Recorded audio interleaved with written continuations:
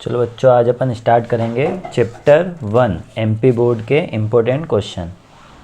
ठीक है, तो पहला क्वेश्चन अपन ले रहे हैं संख्या 6 और 20 के अभाज्य गुणनखंड विधि से हमें एचसीएफ निकालना और एलसीएम निकालना है। तो सबसे पहले आपके पास दो नंबर आ जाएंगे। तो पहला नंबर क्या दे रखा है 6, तो हमने 6 लिख दिया। दूसरा नंबर क्या दे रखा है 20, तो हमने क्या लिख दिया 20। अब हम इनके कर देंगे गुणनखंड, मतलब फैक्टर कर देंगे।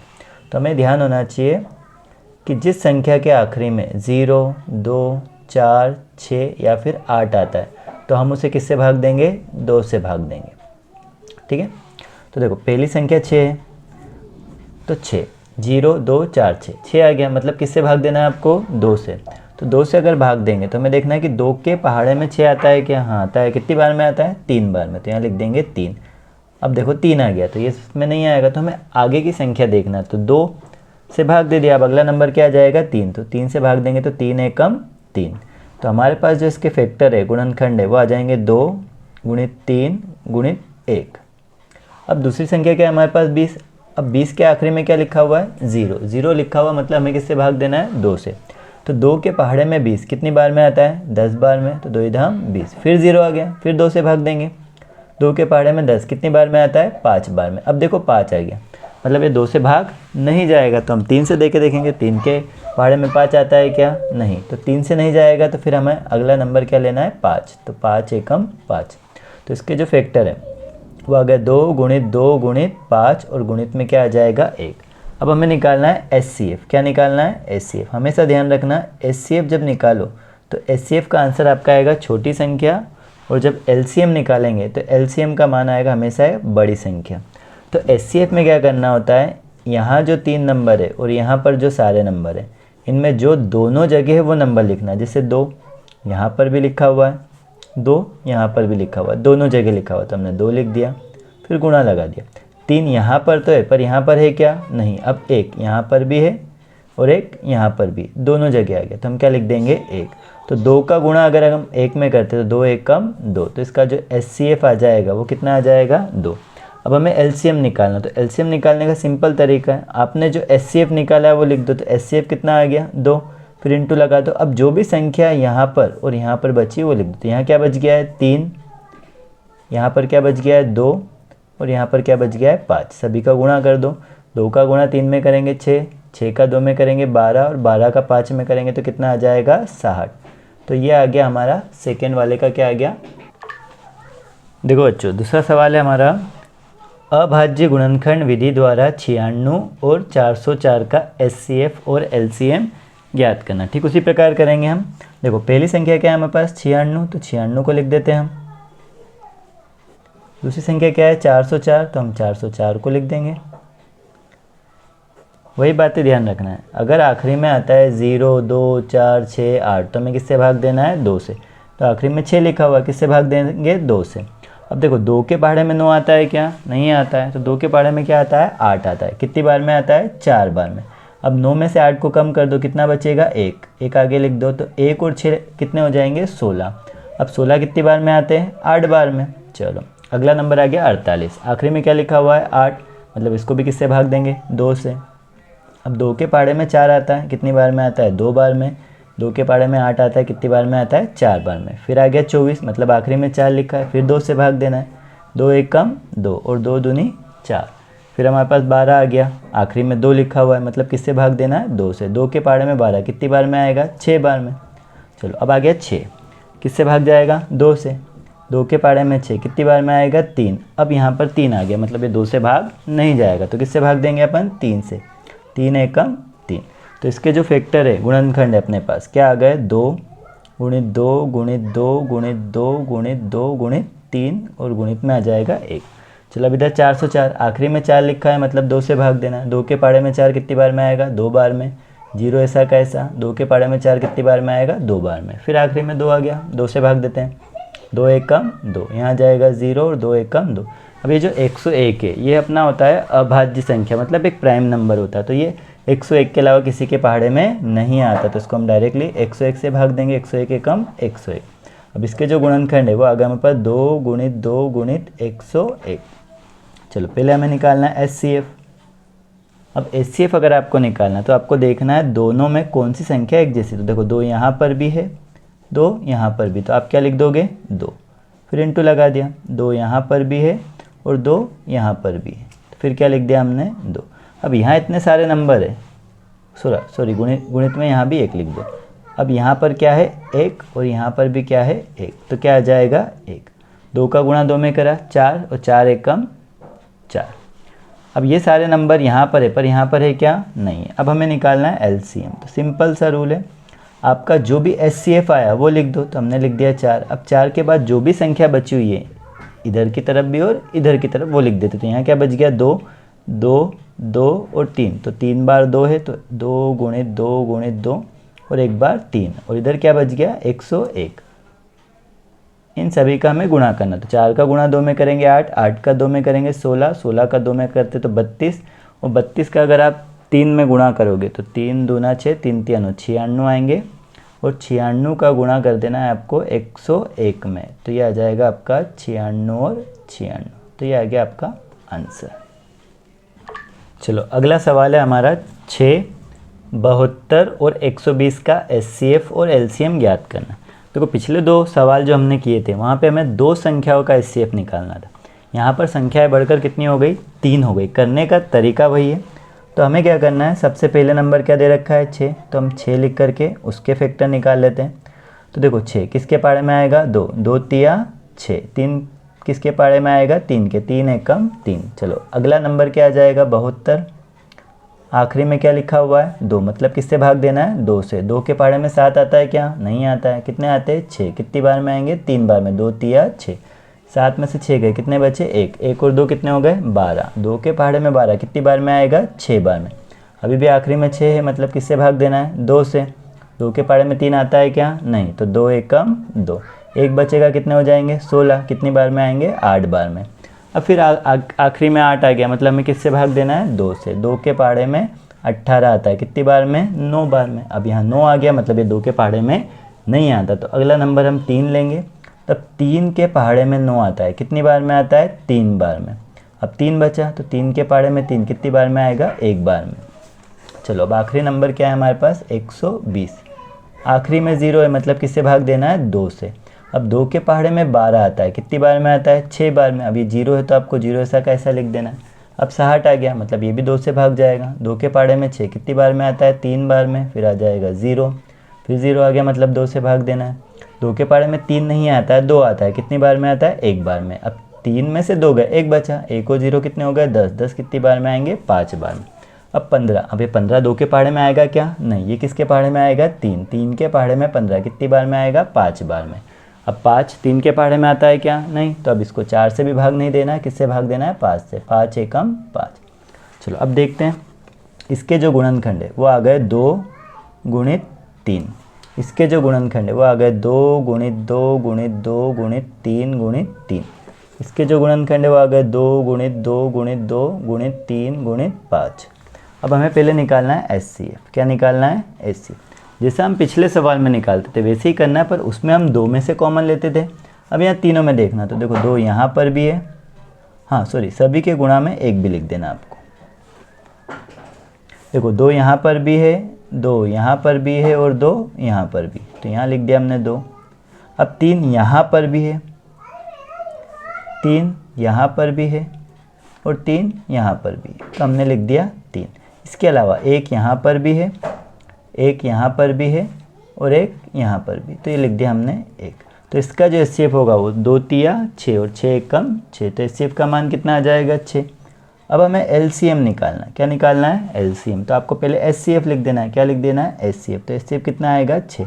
अब देखो यहाँ ध्यान रखना शुरू वाले के कोई नंबर नहीं आएंगे। अब जो बाद के दोनों नंबर है उनमें आपको देखना है, अगर कोई नंबर दोनों जगह लिखा हुआ है तो उसे कितनी बार लिखना है, 1 बार लिखना है। जैसे ये 2, ये यहाँ पर भी लिखा हुआ है और ये 2 यहाँ पर भी लिखा हुआ है, तो हम 2 को कितनी बार लिखेंगे 1 बार। ठीक इसी प्रकार 2 यहाँ पर भी लिखा हुआ है और 2 यहाँ पर भी लिखा हुआ है, तो उसको आपको कितनी बार लिखना है 1 बार। अब क्या क्या बच गया, 3 बच गया। यहाँ पर है, पर यहाँ पर है क्या, नहीं, तो हम 3 लिख देंगे। इसके अलावा अब क्या बच गया 5, तो क्या लिख देंगे 5। इन सभी का हमें कर देना है गुणा। 6 का गुणा 2 में करा 12, 12 का 2 में करेंगे 24, अब 24 का गुणा आपको 3 में करना है, तो 24 का 3 में, 3 चौक 12, 3 दूना 6 और 1 7, कितने आएंगे 72। 72 का गुणा 5 में करना है, तो 5 दूना 10, 5 7 35 और 1 36। तो इसका जो आंसर है वो कितना आएगा 360। तो HCF आ जाएगा 6 और LCM कितना आ जाएगा 360। देखो अगला सवाल है 12, 15 और 21 का HCF और LCM ज्ञात करो। चलो पहली संख्या लिख देते हैं 12। अब 12 आखिरी में क्या लिखा हुआ है 2, मतलब किससे भाग देना है 2। 2 के पहाड़े में 12 कितनी बार में आता है 6। 6 है, किससे भाग देना है 2। 2 तिया 6 और 3 एकम 3। चलो अगला नंबर 15 है। अब आखिरी में 5 है, मतलब 2 से भाग नहीं जाएगा, 3 से भाग देते हैं। 3 पंजे 15, अब 5 है तो 5 से भाग जाएगा, 5 एकम 5। 21 है, आखिरी में 1 लिखा हुआ है, मतलब 2 से भाग नहीं जाएगा, 3 से भाग दे के देखते हैं। 3 सत्तो 21, 7 एकम 7। अब यहाँ जो फैक्टर आ गए वो आ गए 2 गुणित 2 गुणित 3। यहाँ क्या आ गए 3 गुणित 5 और गुणित में 1 आ जाएगा 3 गुणित 7 गुणित 1। अभी हमें निकालना है HCF। अब देखो 2 यहाँ पर है, पर यहाँ पर कहीं है क्या, नहीं। सेम ये भी 3 यहाँ पर भी है, 3 यहाँ पर भी है और 3 यहाँ पर भी, तीनों जगह। तो हम क्या लिख देंगे 3। 1 यहाँ पर भी है, 1 यहाँ पर भी है और 1 यहाँ पर भी, तो क्या लिख देंगे 1। तो 3 एकम 3।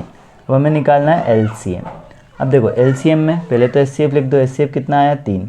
अब जो संख्या यहाँ पर है, यहाँ पर है, यहाँ पर, अब 2 यहाँ पर है और कहीं है क्या, नहीं है, तो 2 लिख देते हैं। फिर 2 यहाँ पर है तो 2 लिख देते हैं। 5 बच गया यहाँ पर तो 5 लिख देते हैं। यहाँ क्या बच गया 7, तो 7 लिख देते हैं। सभी का गुणा करते हैं। 3 दूना 6, 6 दूनी 12, 12 पंजे 60 और 60 का गुणा 7 में करेंगे तो आएगा 420। ये आ गया इसका LCM और ये आ गया इसका HCF। देखो अगला सवाल है 336 और 54 का HCF और LCM ज्ञात करना है और जांच करना है कि दो संख्याओं का गुणनफल बराबर HCF इंटू LCM। चलो पहले हम इनका HCF और LCM निकालते हैं। तो देखो पहली संख्या है 336, आखिरी में 6 लिखा हुआ, मतलब किससे भाग जाएगा 2 से, तो यहाँ 2 लिख देना है। 2 एकम 2, 3 में से 2 गए, 1 बचा, कितने हो गए 13। अब 2 के पहाड़े में 13 आता है क्या, नहीं 12 आता है। कितनी बार में 6 बार में। 13 में से 12 गए, 1 बचा, 16 हो गए। 16 कितनी बार में आएगा 8 बार में। फिर 2 से भाग देना है।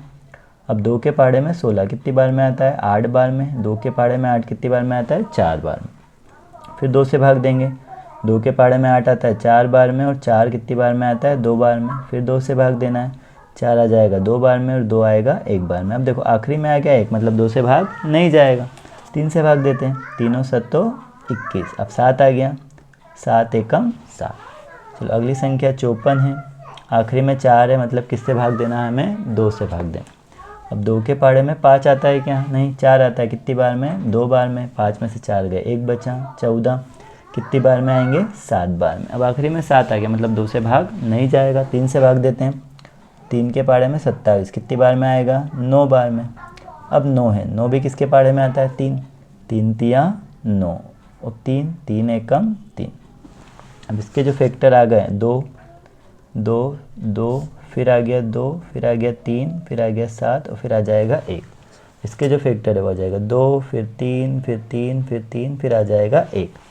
अब HCF निकालना है। अब HCF निकालना है तो दोनों में देखो एक जैसा क्या है, 2 यहाँ पर भी है, 2 यहाँ पर भी, तो 2 लिख देंगे। फिर ये 2 यहाँ पर है, पर यहाँ कहीं है क्या, नहीं। इसी तरह सारे नंबर नहीं है। 3 दोनों जगह है, तो हम क्या लिख देंगे 3, फिर आ जाएगा 1, तो हमें लिख देना है 1।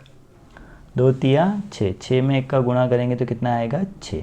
तो इसका जो HCF है वो कितना आ जाएगा 6। अब हमें LCM निकालना है, तो फिर HCF निकाल दो, 6 आ जाएगा। अब जो भी संख्या बची है वो लिख देंगे। तो 1 2 3 बार आ जाएगा 2, फिर आ जाएगा 7, फिर आ जाएगा 3, फिर आ जाएगा 3। चलो सबका गुणा करते। 6 का गुणा 2 में करा 12, 12 का 2 में करेंगे 24, 24 का अगर 2 में करते तो कितना आएगा 48। तो अगर यहाँ से यहाँ तक के हम गुणा करते हैं तो कितना आ रहा है 48। चलो इनका गुणा करते हैं। 3 तिया 9, 9 छंकी 54, 9 7 63, तो यहाँ पर आ जाएगा 63। तो हम 48 में 63 का गुणा करते हैं 8 तिया 24, 8 छंग 48, 50, 4 ती 12, 4 छंग 24 और 1 25, 4 2 0, तो यह आ जाएगा 3024। तो इसका जो LCM होगा वो कितना आ जाएगा 3024। अगला सवाल है, व्याख्या कीजिए 7 गुणित 11 गुणित 13 प्लस 13 और 7 गुणित 6 गुणित 5 गुणित 4 3 इंटू 2 इंटू 1 प्लस 5। ये सारी क्या है, भाज्य संख्या है। तो सिंपल ध्यान रखना है कि भाज्य संख्या वो होती है जिसके 2 से अधिक गुणनखंड होते हैं। तो हमें क्या करना है, पहला सवाल देखते हैं। 7 गुणित 11 गुणित 13 प्लस 13। अब दोनों में आपको देखना है कि एक्जिट संख्या कौन है। 13 यहाँ पर भी और 13 यहाँ पर भी, तो हम 13 को ले लेंगे कॉमन या बाहर निकाल दें।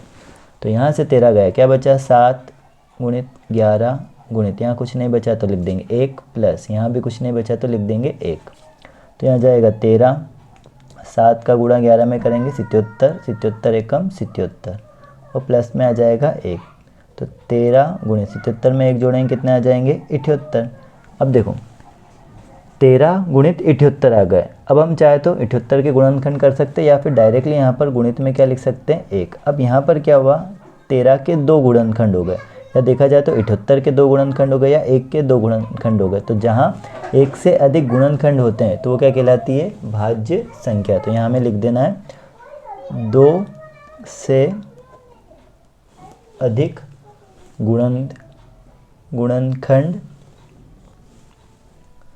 गुणनखंड होने के कारण यह संख्या भाज्य संख्या है। ठीक इसी प्रकार दूसरा करते हैं हम। तो 7 गुणित 6 गुणित 5 गुणित 4 गुणित 3 गुणित 2 गुणित 1 प्लस 5। अब इन दोनों में एक जैसा क्या है, तो इन दोनों में एक जैसा हमारे पास क्या है 5, यहाँ भी और यहाँ भी, तो हम 5 को कॉमन ले लेते हैं। तो यहाँ से 5 गया, क्या बचा 7 गुणित 6 गुणित 4 गुणित 3 गुणित 2 गुणित 1 और यहाँ से 5 गया तो क्या बचेगा 1। तो 5 लिखा हमने, 7 का गुणा 6 में करेंगे 6 7 42, 42 का 4 में करेंगे 4 दूनी 8 4 चौक 16। अब क्या होता लिखते हैं पूरा। चलो सभी का गुणा करते हैं। 1 का 2 में करा 2, 2 तिया 6, 6 चौक 24। तो यहाँ तक का गुणा करने पर हमारे पास आ गया 24 और 6 7 42। इन दोनों का गुणा करते हैं तो 42 में 24 का गुणा करते हैं, 4 दूनी 8 4 चौक 16, 2 दूनी 4 2 चौक 16, 2 चौक 8, 8 6 4 10 की शून्य, यहाँ से 8 और 1 9 और 1 10। तो यहाँ जाएगा 5, यह जाएगा 1008 प्लस 1, दोनों को जोड़ेंगे तो 1009। इसी प्रकार इसमें भी हम लिख सकते हैं गुणित 1। तो यहाँ भी वही लाइन लिखना है आपको, 2 से अधिक गुणनखंड होने के कारण संख्या भाज्य संख्या